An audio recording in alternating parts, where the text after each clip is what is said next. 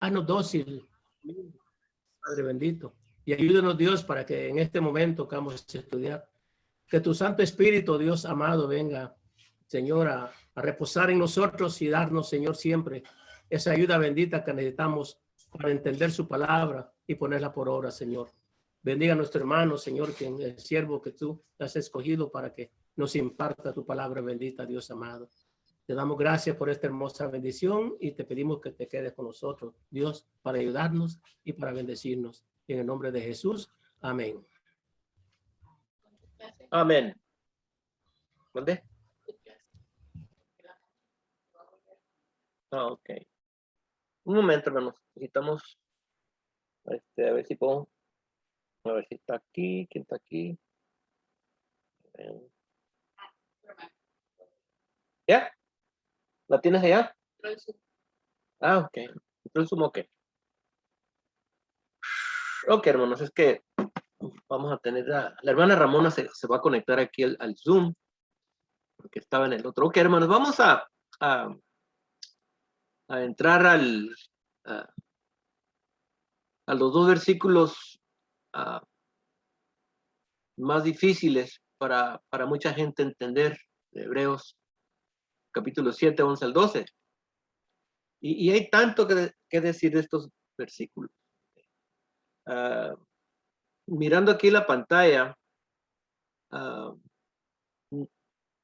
algunos, no todos, los miembros de la congregación aquí en Mexicali,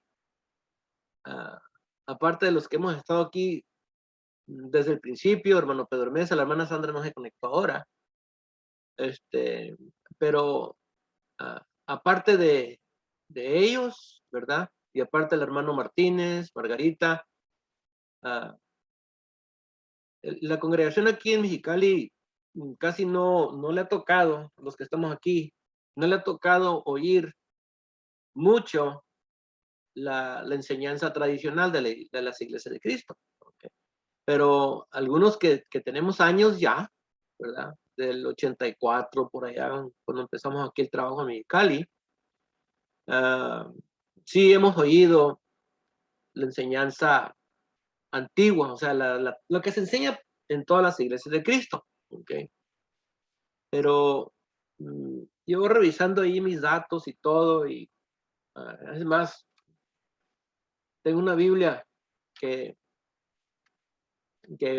empecé a usar para tratar de esta que está aquí es una chiquita, y traté de usar esta nomás para tratar con este tema, ¿verdad?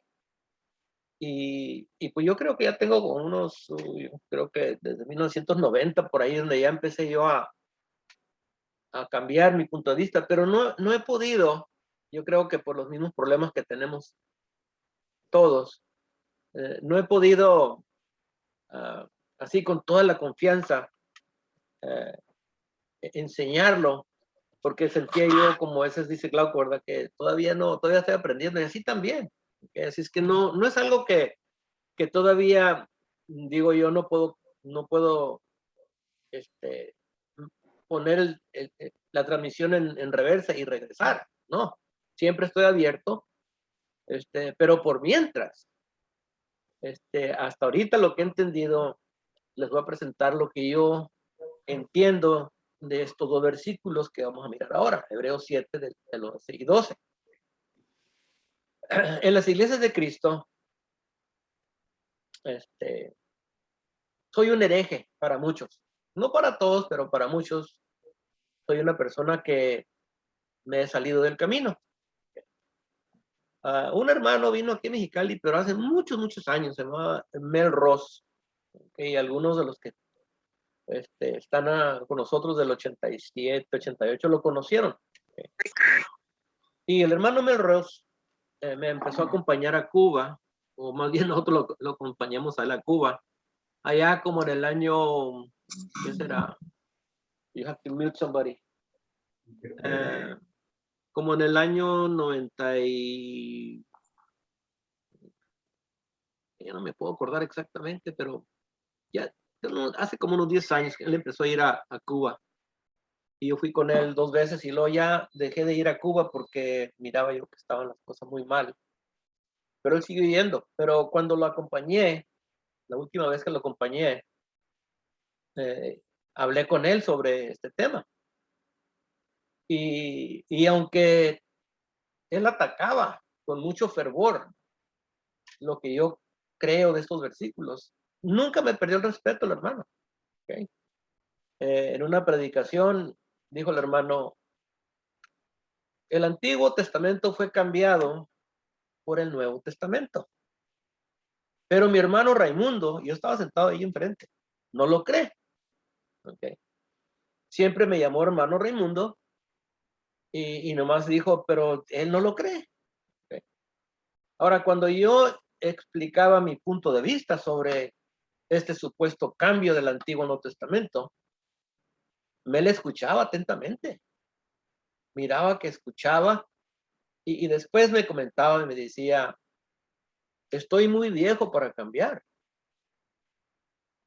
Yo en mi mente pensaba, pero la ley de Dios es más vieja que nosotros. Y si la queremos cambiar. Otro hermano, y todos en El Salvador lo conocen más bien por sus escritos. Ese hermano sí me marcó. Y el hermano Martínez sabe más detalles de eso, pero él sí me marcó. Y cuando yo hablaba con él, porque nos escribimos cartas y hablamos por teléfono y todo, él me dijo, yo no conozco otro hermano que cree como tú. Y yo le dije, ni yo tampoco, yo no creo otro hermano. No creo que hay otro hermano que crea como yo, pero es lo que yo creo. Ahorita, así creo yo. Y me dijo, ni estás en el parque, me dijo así. O sea, es un dicho en inglés, ¿verdad? Que equivale a que no estás ni dentro de la razón. A que me había salido completamente de lo que hace sentido. Uh, el mundo sectario, estoy hablando de todas las denominaciones, ¿verdad? Casi todititas de ellas, incluyendo la iglesia del séptimo día. Todo el mundo sectario o todo el mundo cristiano acepta cambios a la ley. Ya sea, dicen, no, pues tuvo que haber un cambio civil, un cambio ceremonial o un cambio escritural. Pero mi posición, lo que yo creo, es completamente contrario a algún cambio, por más pequeño que sea. ¿Sí? Y yo me baso en lo que Moisés dijo en Deuteronomio capítulo 4, versículo 2, cuando Dios le exhorta al pueblo de Israel, ¿verdad? Que no deben de añadirle ni quitarle a la ley que el Señor le dio a Israel. La voy a leer. Deuteronomio 4 y el versículo 2 dice, no añadiréis a la palabra que yo os mando, ni disminuiréis de ella, para que guardéis los mandamientos de Jehová vuestro Dios, que yo os ordeno. ¿Okay? Y yo me baso en eso.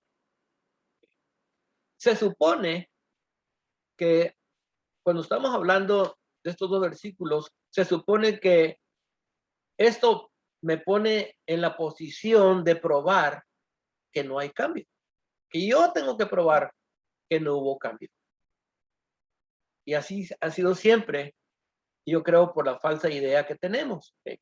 Ahora, la doctrina es de Jehová. ¿Okay? La doctrina no es de Moisés, no era de Israel o de la iglesia. En Juan 7 y versículo 16, el Señor les dice, porque Él no busca su propia gloria. Yo no estoy buscando mi propia gloria. ¿Okay? Pero Él les dice en 7:16 de Juan, Jesús le respondió y dijo, mi doctrina no es mía. Mi doctrina no es mía, sino de aquel que me envió. El Señor, entonces, no podía abrogarla y no vino a abrogarla. No vino a modificarla y no vino a abolirla. Para Jesús sería pecado y nosotros estuviésemos sin esperanza. Ahora, el problema en las iglesias de Cristo es el modo de enseñar este tema. Okay. Hay cosas que sucedieron hace muchos años, en el año creo 600 o 700, ¿ok? Cuando empezaron a juntar el Nuevo Testamento. Pero la Biblia que nosotros tenemos ya viene dividida en 2 testamentos. Y anoche se me ha ido el sueño estos últimos días y me metí ahí a internet y andaba buscando lecciones sobre esto y todos están de acuerdo en lo que dicen de los 2 testamentos. ¿Okay? Pero la Biblia ya dividida en 2 testamentos, cuando entramos al estudio ya vamos a la desventaja. Okay. Pero por motivo de estudio lo acepto. Okay. Son 2 testamentos. Pero esto es lo que dijo una persona que representa lo que mucha gente dice. La Biblia dice, está dividida en 2 testamentos. Uno es el de los judíos y el otro es de los cristianos. Uno es de Moisés y noten, el otro es de nuestro Señor Jesucristo. Y aquí miren, aquí en el librito que tengo dice la palabra de vida, el Nuevo Testamento de nuestro Señor Jesucristo, de la Biblia. O sea que el Nuevo Testamento es el testamento de Jesucristo y el Antiguo Testamento es el testamento de Moisés o de los judíos. ¿Okay? Ahora, con eso alejamos.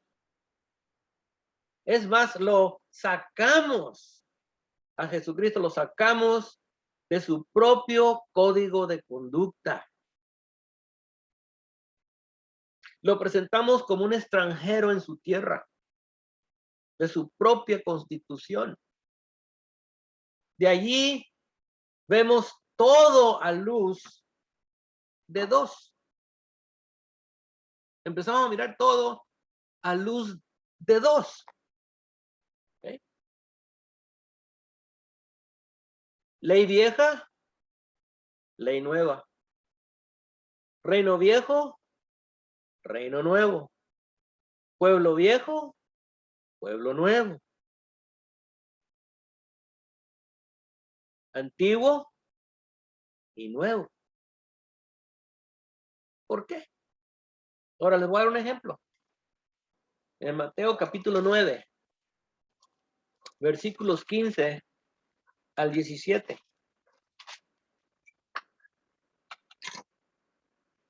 Capítulo 9, del 15 al 17. Mateo capítulo 9, del 15 al 17. Bueno, vamos al versículo 14, dice, entonces vinieron a él los discípulos de Juan, diciendo, ¿por qué nosotros y los fariseos ayunamos muchas veces y tus discípulos no ayunan? Jesús les dijo, ¿acaso pueden los que están de bodas tener luto entre tanto que el esposo está con ellos? Pero vendrán días cuando el esposo les será quitado y entonces ayunarán. Nadie pone remedio de paño nuevo en vestido viejo, porque tal remedio tira. ¿Ves? remiendo, tira del vestido y se hace peor la rotura. Ni echan vino nuevo en odres viejos. De otra manera, los odres se rompen y el vino se derrama. Y los odres se pierden. Pero echan el vino nuevo en odres nuevos. Y el uno y el otro se conservan juntamente. A ver, en los comentarios que miré sobre este versículo, la mayoría dicen que el Señor aquí está hablando del Antiguo Testamento y el Nuevo Testamento. Y mi pregunta es, ¿cómo saltamos del luto y ayuno a llegar a una conclusión así? Que está hablando aquí del Antiguo y el Nuevo Testamento, que no los puedes mezclar. El problema es que ya estamos desenfocados. Y cuando miramos la palabra dos, o hacen un contraste uno con otro, casi automáticamente el ojo espiritual va a pensar, aquí está hablando del Antiguo Testamento y Nuevo Testamento. No está hablando aquí del Nuevo y Antiguo Testamento. Okay. Pero no pierdo la esperanza, hermanos. No pierdo la esperanza que la iglesia del Señor salga de este desenfoque, porque la palabra de Dios es poderosa. Yo no soy el que tengo la carga de prueba que hay un cambio o que no hay un cambio. Yo no tengo que probar que no hay un cambio. Okay. Si hubo un cambio de ley, una modificación de la ley, si el Nuevo Testamento hizo a un lado el Antiguo Testamento, cualquier cosa así, se tiene que producir la prueba. Yo no tengo que producir ninguna prueba. Se tiene que producir prueba que sí hubo un cambio. Y esa prueba tiene que ser contundente. Okay. Tiene que ser claro el cambio. Y por supuesto tiene que ser escritural. Tienes que presentar la escritura. Y no puede contradecir lo que ya se ha establecido. Deuteronomio 4 del 1 al 2. Que no le vas a añadir ni le vas a quitar. No la vas a modificar. Okay. Ahora, el verso, Hebreos 7:12, el verso pide un cambio de ley. No una modificación de ley. O una espiritualización de la ley. O una nueva interpretación de la ley. Pide un cambio. Okay. Así es que yo no soy el que tengo que producir la evidencia. El que tiene que producir la evidencia es el que insiste que hubo un cambio. Okay. Ahora vamos a repasar el capítulo 7. Okay.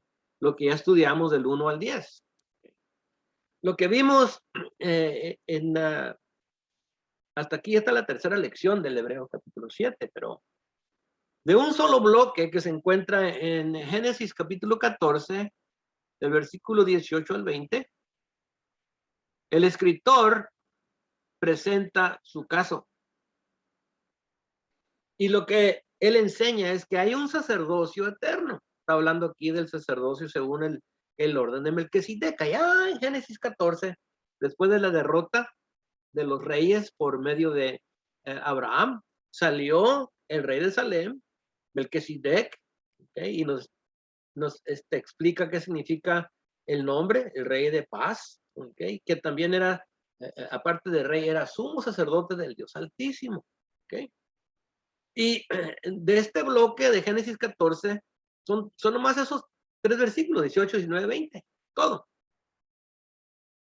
De ese, presenta un sacerdocio eterno, sin principio de días y sin fin de vida.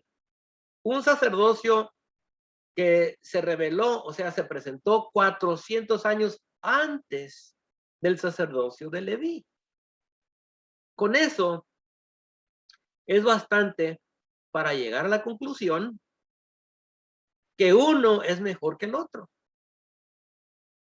con mucho más poder.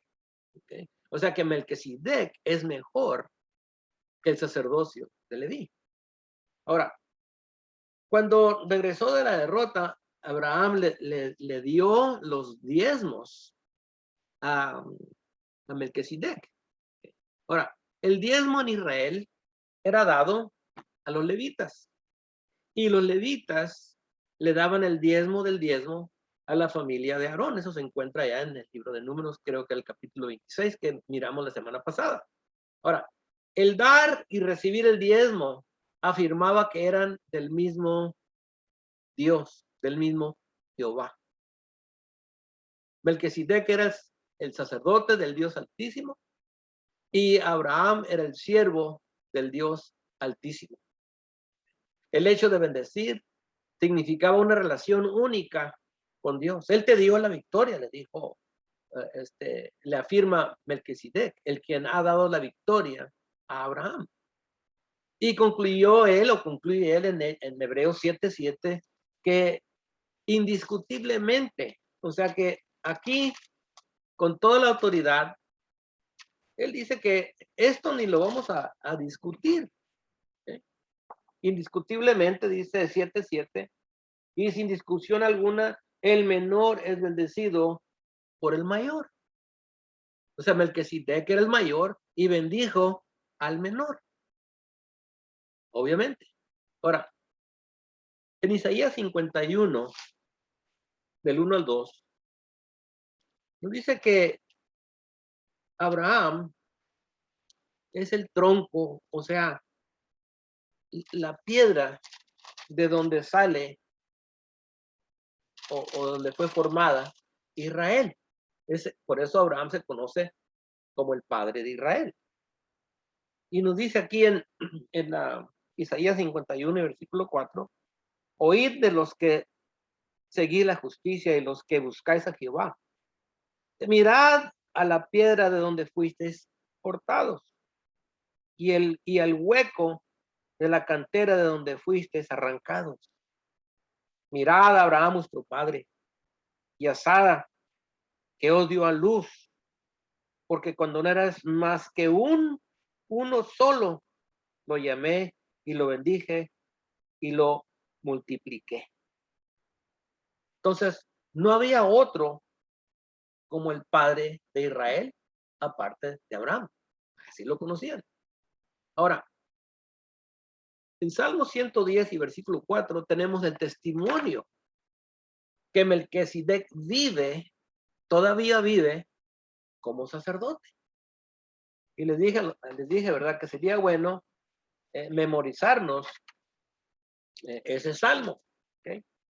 Que es un salmo cortito, no es un salmo largo, cortito, pero conciso. Juró Jehová y no se arrepentirá. Tú eres sacerdote para siempre según el orden de Melquisedec. ¿Okay? En Israel, el sacerdote servía solo hasta el día de su muerte.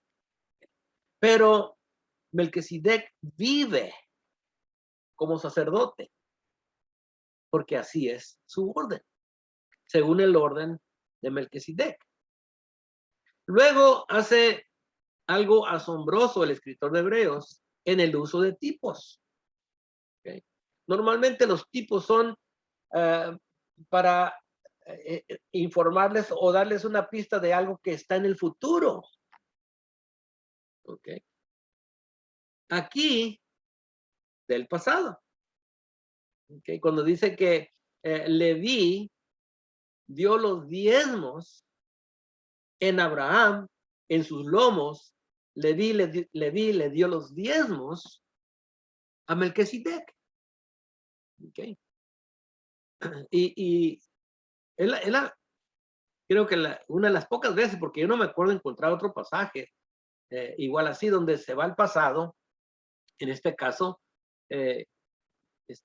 para mostrar, ¿verdad?, la grandeza de Melquisedec, no solamente sobre Abraham, pero de esta manera, porque estaba en sus lomos, que es mejor y mayor que Leví. Y hemos estado hablando del ritmo, el fluido del argumento, cómo va. ¿ok? Porque hay un fluido y hay un punto al que quiere llegar. ¿Ok? En Hebreos capítulo 8 y versículo 1 habla del punto principal. Dice Hebreos 8:1. Ahora bien, el punto principal de lo que venimos diciendo es que tenemos tal sumo sacerdote, el cual se sentó a la diestra del trono de la majestad en los cielos.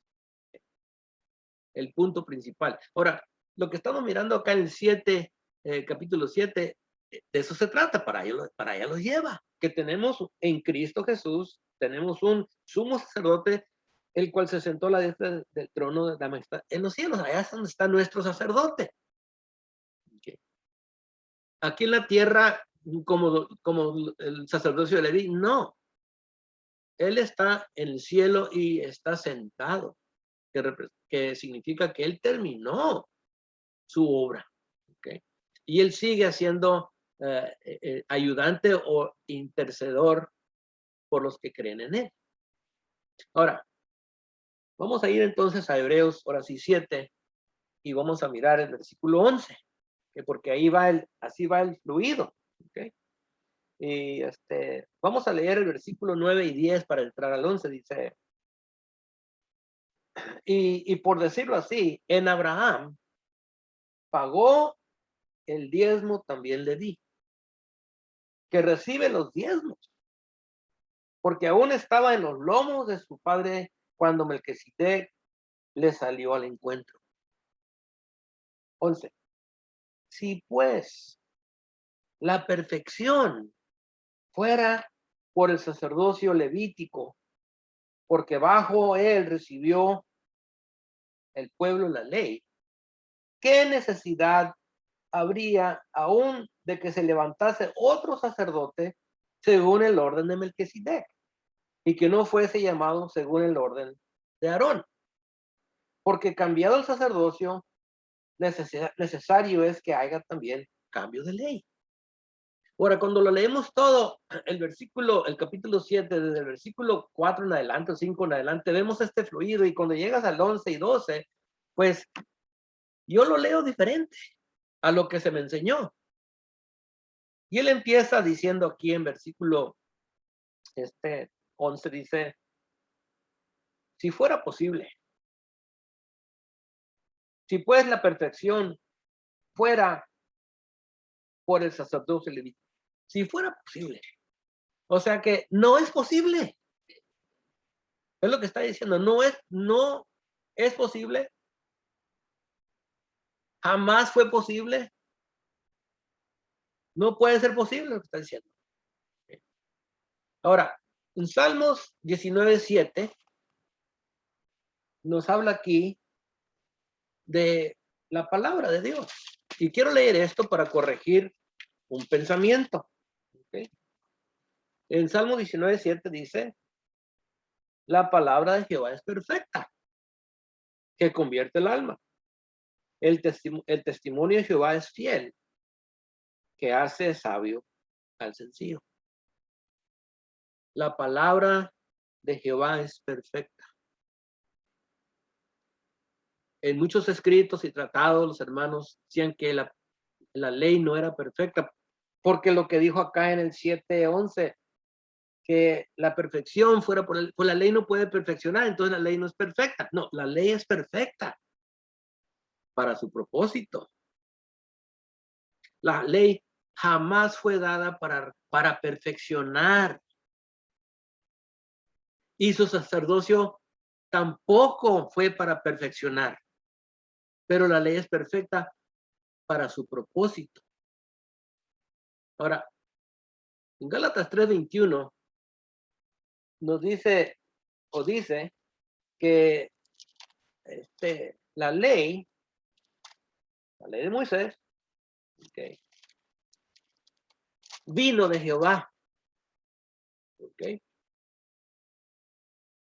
Esta ley vino de Jehová y no puede existir una ley mejor porque es la ley de Jehová. Okay.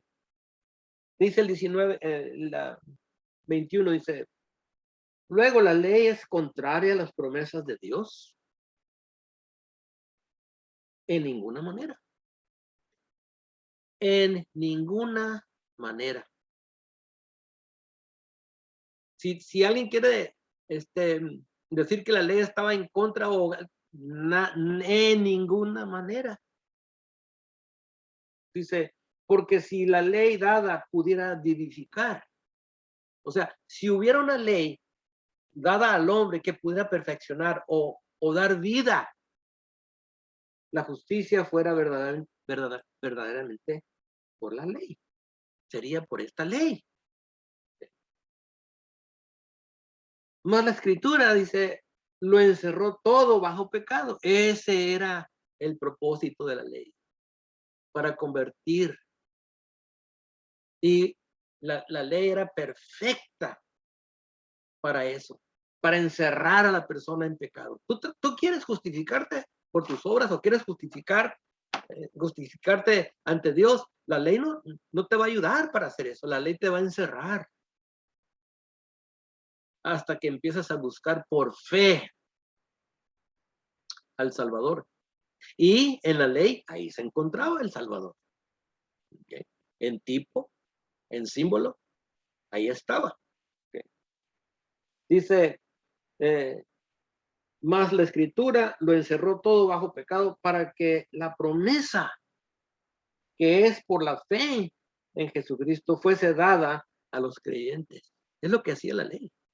Y no hay otro instrumento, no hay otra cosa dada al hombre que te puede encerrar de esa manera para que busques por la fe al Salvador.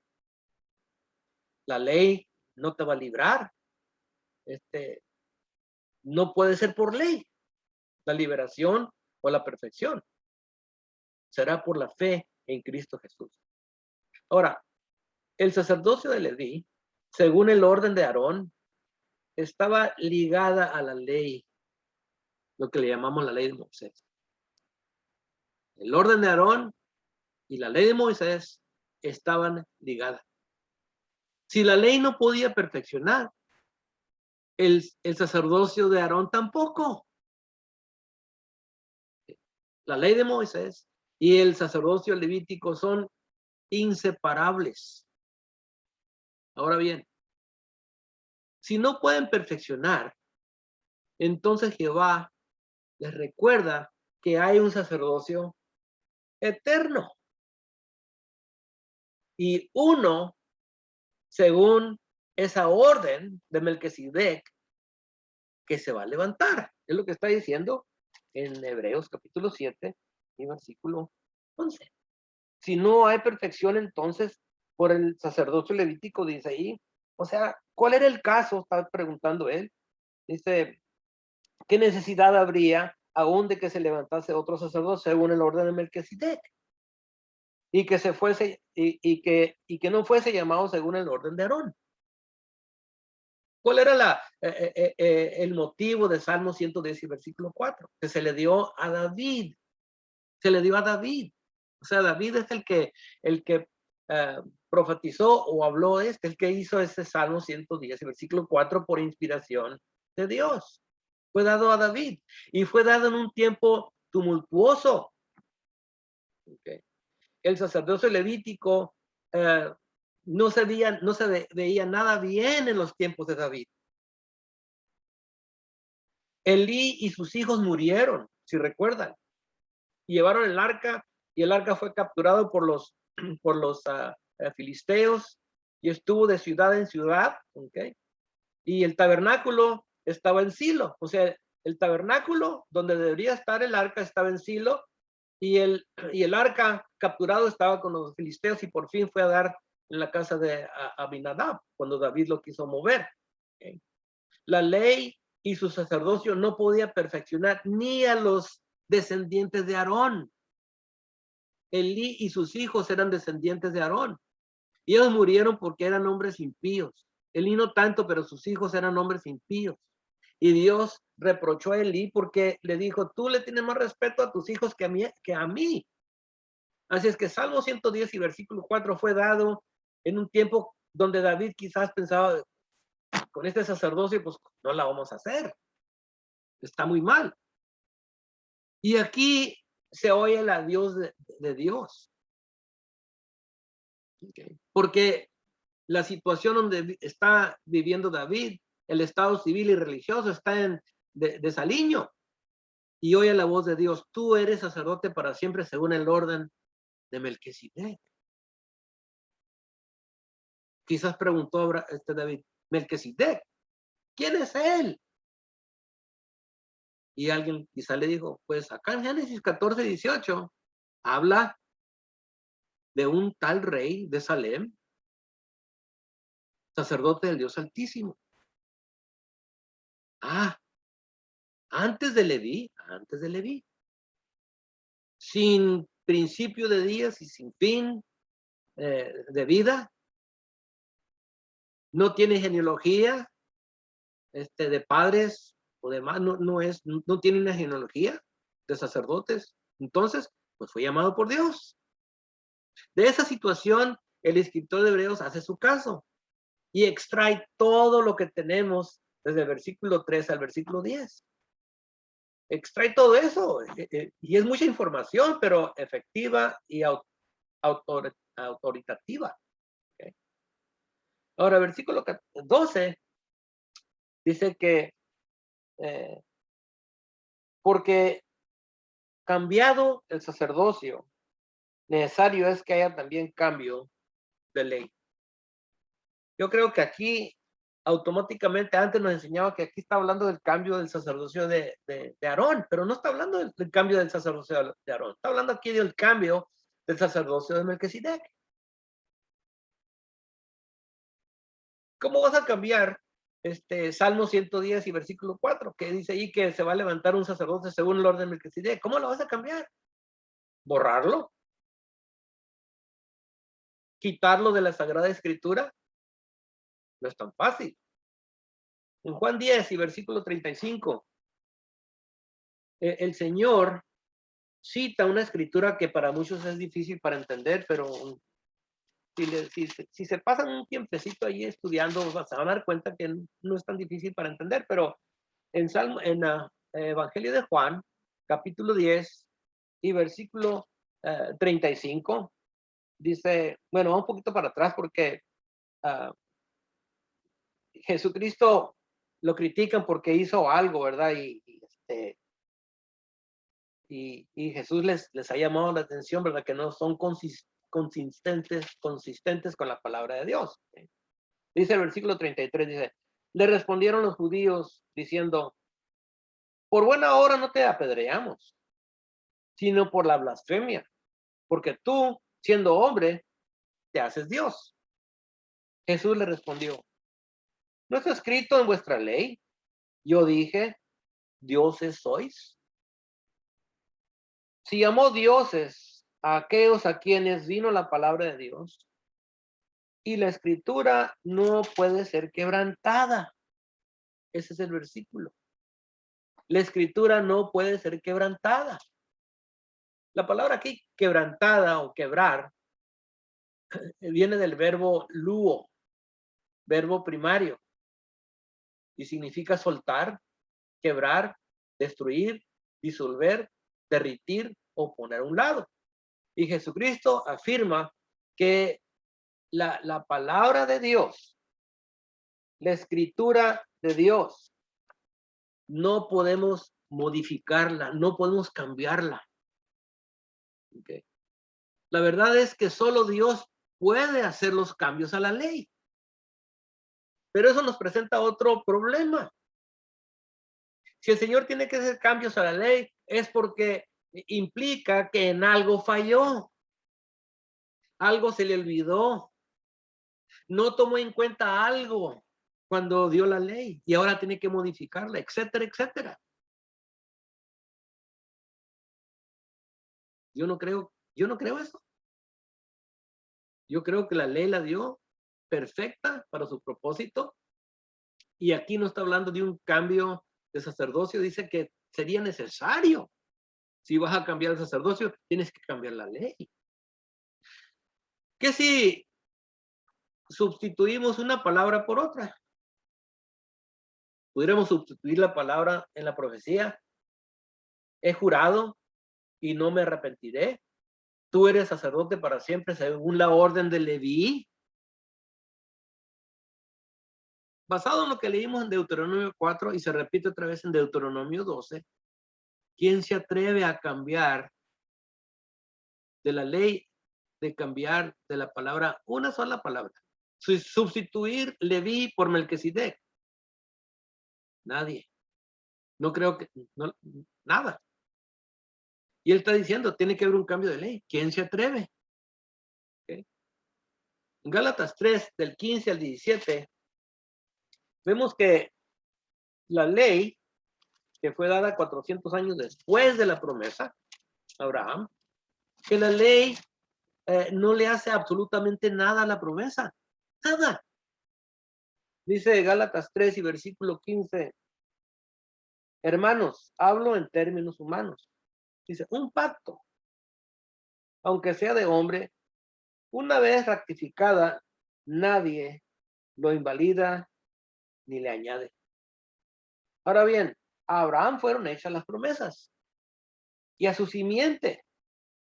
No dice y a las simientes como si hablase de muchos, muchos, sino como de uno y a tu simiente, la cual es Cristo. Esto pues digo, el pacto previamente ratificado por Dios para con Cristo. Ahora, la ley que vino 430 años después, no la abroga para invalidar la promesa. Porque si la herencia es por la ley, ya no es por la promesa. Pero Dios la concedió a Abraham mediante la promesa. No hay absolutamente ni un error, no se le olvidó nada a Dios, nada. La ley no le hizo absolutamente nada a la promesa, dada 400 años después. Solo podía confirmar la promesa y hablar bien de una promesa mejor que la de la ley. La promesa se trata del cielo. La de la ley se trataba de Canaán. Toda esta tierra va a ser tuya. Okay. ¿Y de qué le sirve que tenga todo el dinero, que tenga toda la tierra si no tiene un hijo? Y le dijo, Dios, vas a tener un hijo. Y por medio de ese hijo serán benditas todas las naciones, todas las familias de la tierra. Esa era la promesa. Pero no era una promesa de tierra aquí en el mundo, en el planeta, sino que estaba hablando de la promesa que desde el principio buscaba Abraham, la promesa de la vida eterna. Ahora, lo que hemos hecho es entenderle mal, es lo que hemos hecho con estos dos versículos. Primero, hemos ignorado la historia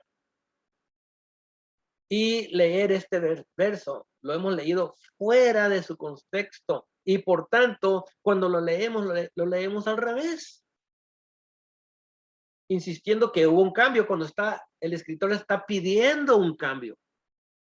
El escritor está diciendo, es necesario un cambio. ¿Okay? Como diciendo, preséntame el cambio. Tienen que presentar un cambio. ¿Okay? Ahora, no hubo cambio, porque no era necesario un cambio. Todo va a seguir su curso, el curso de su naturaleza. ¿Okay? El sacerdocio levítico. ¿Okay? Si el sacerdocio levítico es eterno, ¿dónde está hoy? ¿Okay? Si el sacerdocio de Leví es eterno, ¿dónde está hoy? Me metí a internet buscando, ¿verdad? Que si han encontrado las genealogías de los descendientes de Aarón, porque es lo que tienen que presentar.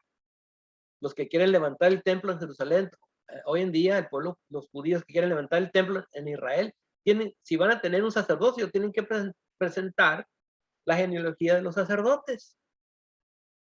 Okay. Así es que para que se desaparezca o que se termine el sacerdocio de Leví, no se necesita ningún cambio. el sacerdocio levítico terminó ya. Siguió su camino natural. Ya no existe sobre la tierra. ¿Okay? Que hace 2000 años se perdieron los récords y ya sin los récords, sin la genealogía, no pueden tener el sacerdocio. ¿Okay?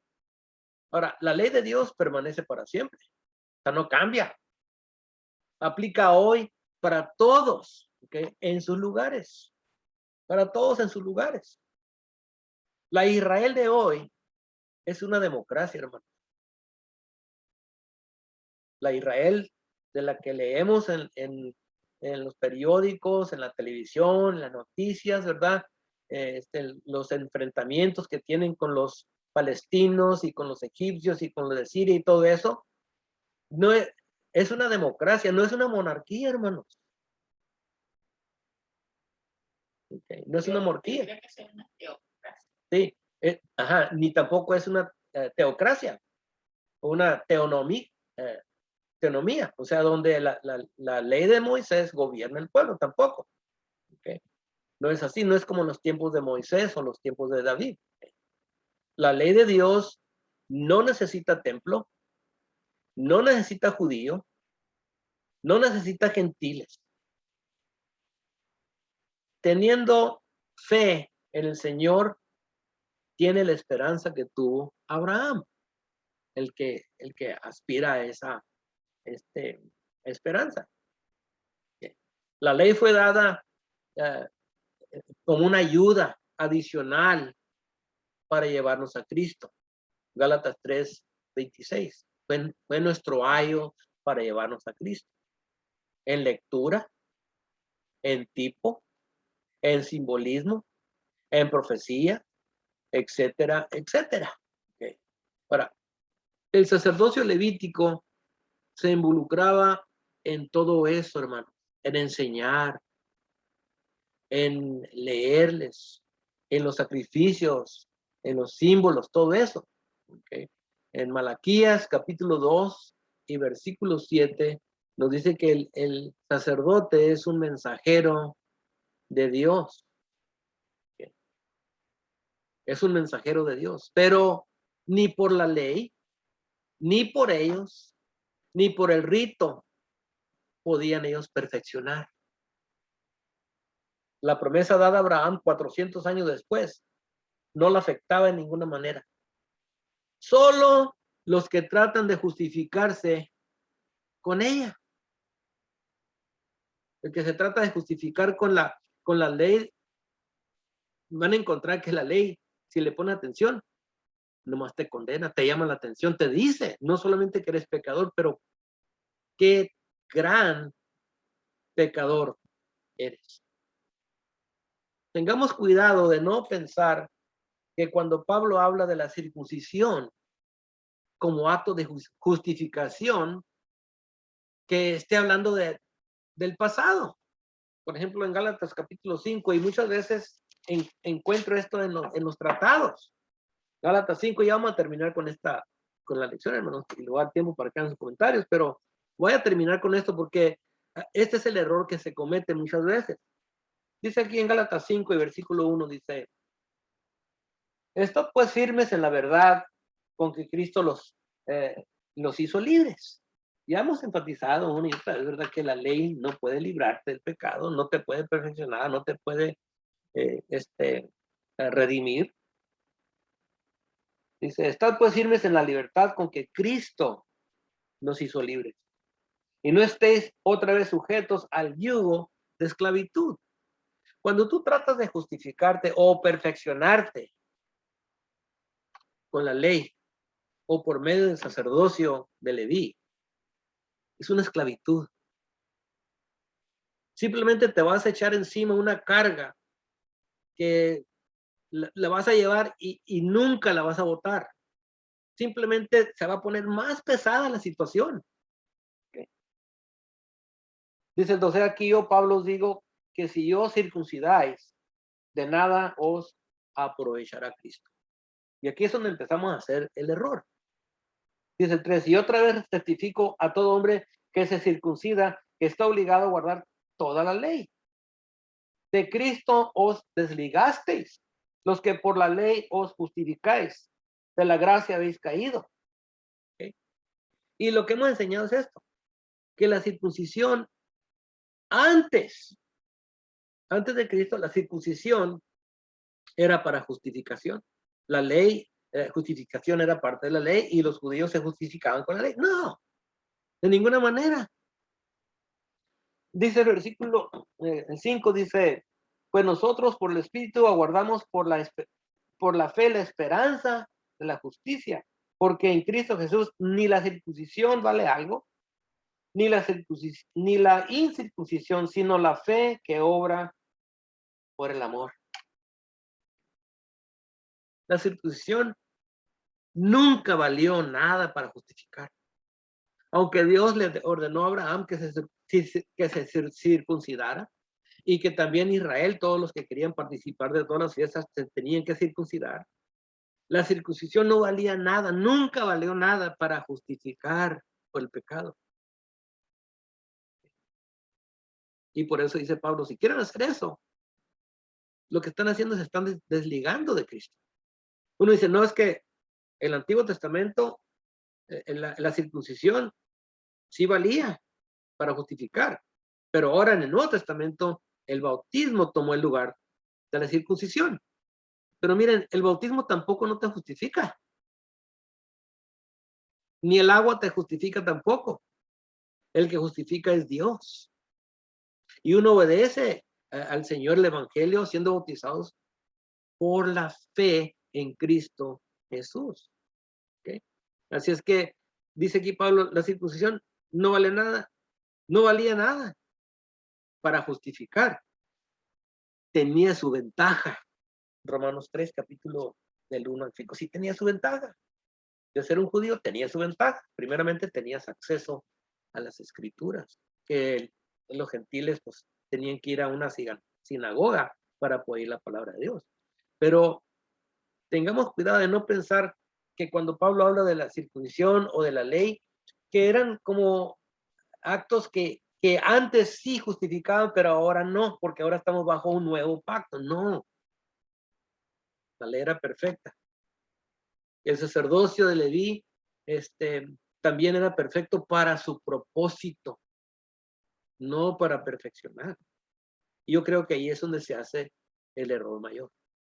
Bueno, con eso, hermanos, termino el estudio y vamos a dejar un tiempecito para que hagan sus comentarios y luego ya vamos a terminar la hora.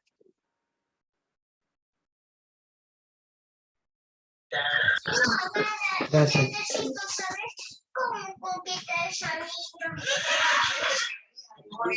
Sería como si quisieras usar la universidad cuando ni siquiera se lo no le hagas caso, mi pobre. Yo no le conozco. Muy bueno, Raimundo.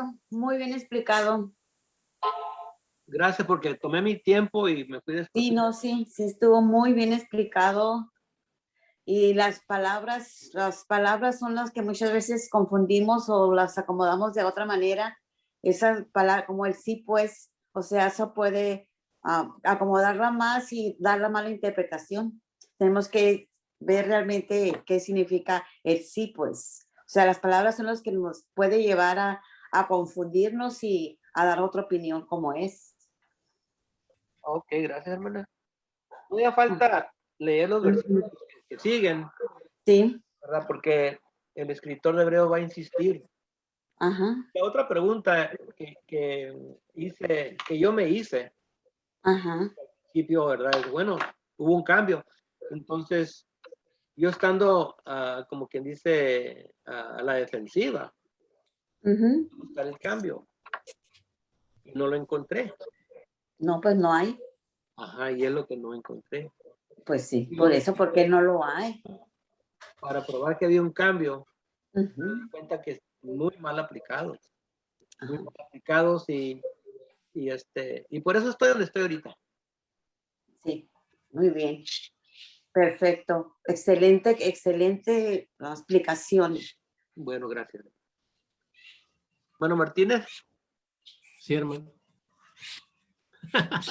Estoy contento Qué bien. y también, hermano, agradecido con la enseñanza que Dios nos permite a través de usted. La verdad que siempre le hemos admirado. Ha sido un ejemplo maravilloso usted aquí en El Salvador y seguimos siempre, hermano, aprendiendo de lo que es la verdad, de personas que se preocupan por enseñarlos a conocer lo que realmente es la verdad. Pero, hermano, yo hallo que los judíos, sí, hermano, ellos se gloriaban en la circuncisión. Lo que Pablo les dice que nada es, ni nada es la circuncisión. Ellos sí se gloriaban en eso porque ellos así los maltrataban a los gentiles. Ellos los echaban de menos, hermano, porque nosotros, los gentiles, no éramos circuncidados. Y Pablo tuvo que circuncidar a Timoteo aún para que fuera aceptado dentro de la familia judía, ¿verdad? Y Pablo lo que está haciendo, todos esos que tenían en la mente que de circuncisión, hermano, eran los hijos de Abraham. Y él dijo que no, ¿verdad? La circuncisión no era de carne, sino del corazón. Sí, ¿verdad? hice un comentario. Pero No me acuerdo así en la clase que tengo con Santana y alguien hizo un comentario que Dios sí cambió a lo menos la circuncisión de la carne al corazón. Pero sí, pues en sí, Deuteronomio 10, 16, pero es diferente. Dios dice, tienes que circuncidar tu corazón. De atrás. Así que no hay ni un cambio. ¿No? Todo lo que parece que cambió, si no le das un análisis bien, vas a dar cuenta, no cambió nada. Y la otra cosa es que Abraham fue justificado antes de la circuncisión. Amén, amén. Sí, y esas son las cosas que le fallamos. Y también cuando habla ahí de la rotura, de que leímos acá, no comenté en Mateo capítulo 9, cuando habla ahí de la rotura. Si vamos a aplicar los dos, que es el Antiguo y Nuevo Testamento, de todos modos, el bloque termina con esto, dice, y lo uno, dice, no se echa vino nuevo en odres viejos, de otra manera los odres se rompen y el vino se derrama y los odres se pierden, pero echan el vino nuevo en odres nuevos y lo uno y el otro se conservan justamente. Y nosotros enseñamos que es el Antiguo Testamento, pero no conservamos el Antiguo Testamento, lo echamos para afuera. Pero no está hablando de eso, está hablando de vino. Está hablando de luto y ayuno. ¿Por qué no ayunan ustedes? Simplemente sería es como echarle vino nuevo en odres viejos, pero no está hablando del Antiguo Testamento, pero es lo que enseñamos. Más bien, Raimundo, ese viene siendo como vida personal de uno, por ejemplo, antes que no eras cristiano o que no conocías la palabra y la conoces, es como, por ejemplo, cómo vas a volver a tu vida antigua, ahí me vino esta aplicación, me vino a la mente, cómo vas a meterte a un vino viejo, nuevo, si ya pasaste tú por eso. Y ya tienes el conocimiento de la palabra, no puedes volverte para atrás para poder perderte o poder derramarte. O sea, y eso en vida personal, eso, ¿no? Cuando hacen esas comparaciones. Sí. Sí, o sea, de no ser cristiano y convertirte a cristiano. Cuando estoy enseñando esto, muchos hermanos, realmente los que tienen ya tiempo en la Iglesia de Cristo, muchos hermanos empiezan a mirar las implicaciones de este nuevo pensamiento. O sea, decirles lo viejo y lo bueno, lo nuevo. Mal. De que Ándale, sí. Y pues muchos piensan que la Iglesia de Cristo es perfecta. Pues que en cuanto a enseñanza tenemos la enseñanza perfecta. No es así. Y la otra es que va a ser muy difícil para al revésar. Ajá. Yo me acuerdo varias veces cuando estoy haciendo esto así, con alguien que la persona deja de escucharme y está pensando de las consecuencias. Le digo, no, espérate, no pienses de las consecuencias, ahorita céntrate en entender. Como una vez que estaba estudiando con un muchacho sobre la copa, un predicador de la copa. Y cuando empecé a enseñarle, ¿verdad? Él empezó a pensar, ¿cómo le voy a explicar esto a la congregación de que hemos estado en error todos estos años, ¿verdad? Y y mi papá estaba en error, y mis abuelos estaban en error, mis bisabuelos están en error. Y estaba pensando en eso. Le dije, hey, no pienses en eso ahorita. Piensa en entender. Entender. Porque te estorba eso. De pensar de que hemos estado mal tantos años. Ya que terminamos, dijo, ¿qué le voy a decir a mis papás y a mis abuelos? ¿Qué les voy a decir? Nada. No es La pecado verdad, usar una copa, le dije. No es pecado. El pecado consiste en cuando condenas a los que usan más de una copa. Ese es el problema. Podemos usar una copa, muchas copitas, le dije, pero el problema es cuando condenas hermanos por una cosa que hemos malentendido, los han malentendido. Primeramente no entendemos el lenguaje del primer siglo. No entendemos ni el contexto, ni sabemos nada de lo que es una cena de pacto, porque dijo Jesús, esta es la sangre del nuevo pacto.